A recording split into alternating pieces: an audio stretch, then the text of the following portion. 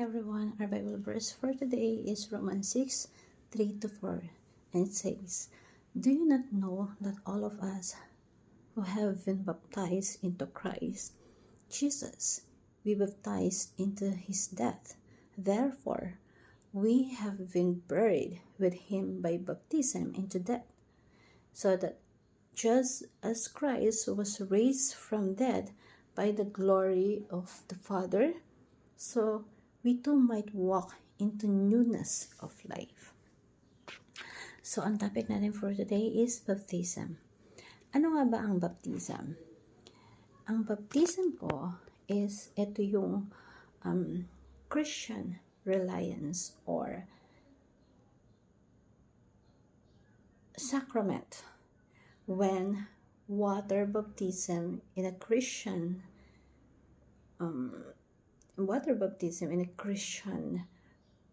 it's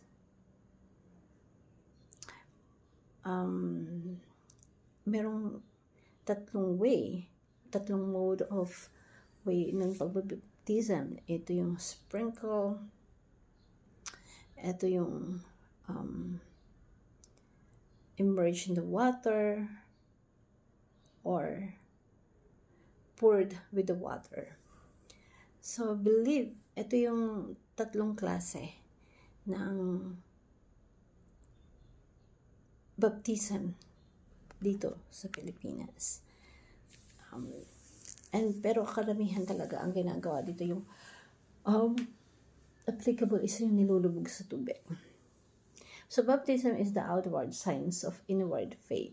Ito yung simbolo na meaning meron talagang nangyaring maganda pagbabago sa buhay mo. And when you announce that, sinasabayan nyo ng baptism. Sinusundan nyo ng baptism. Na tayo ay kay Kristo na. Tayo ay hindi na namumuhay sa kasalanan. And we are now baptized with Jesus Christ. Yung dating ikaw na namatay, nagkaroon ng bagong buhay. Baptism is the outward signs of inward faith.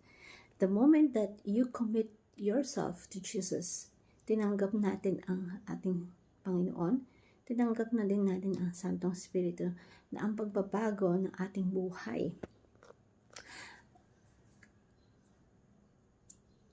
Kumbaga, after mo na manampalataya, inihayag mo ito at susundan ito ng baptism. Kung papaano si Kristo namatay dun sa Kalbaryo ng krus, tayo din po ay pinatay sa ating kasalanan. Namatay, inilibing at nagkaroon ng bagong buhay. And that is the meditations that we have na thank you, Lord, we dies and now we have that newness of life. Baptism is the public ordinance in the public proclamations of being with Christ. Kung ikaw ay hindi pa nababaptize right now at hindi mo pa nakikilala si Jesus, that is the time right now to repent and be baptized in the name of Jesus. If you want to become the follower of Jesus, repent. Turn away from our sins. Yung style na makasalanan, iiwan natin at tatalikuran natin. Repent and be baptized, every one of you.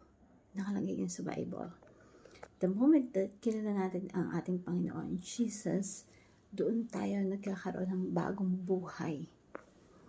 Repent and be baptized in the name of the Father, the Son, and the Holy Spirit. Identify Jesus without being ashamed. Hindi natin dapat ikahiya si Jesus. Why? Kasi nung mga panahon na pinarusahan siya doon sa Kalbaryo ng krus, hindi na hubot-hubad, puro bugbog yung katawan. Never niya tayong kinahiya. Why we ashamed Jesus Christ? Be proud that you are the follower of Jesus Christ. Announce it to the public. Tayo ay pagpalain ng ating Panginoong Jesus sa pangalan niya, that we are baptized with Him. dito makikita natin na dapat pala hindi natin kinahiya ang ating Panginoong Diyos. Kasi hindi niya tayo kinahiya. Proclaim the Jesus and be proud of Him. That you are with Jesus Christ our Lord. So, let us ask or dun sa conversation natin sa ibang tao, magandang pag-usapan yung content na why we should follower of Christ be baptized. Why should follower of Jesus Christ become baptized? And I want to share this simple prayer to you. Heavenly Father, Lord Jesus, thank you for never being ashamed of me. Instead of you bore my sin on the cross naked while carrying my guilt and shame. Thank you for loving me, and I pray that I would always remember that baptism is not just a ritual, but an outward sign of my faith and commitment to you.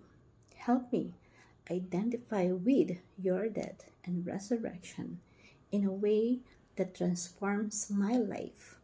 I want to follow you without shame and boldly proclaim you as my Lord and Savior. May I always be proud of you no matter the cost. May your Spirit enable me to live you, your disciple. Thank you everyone, and God bless.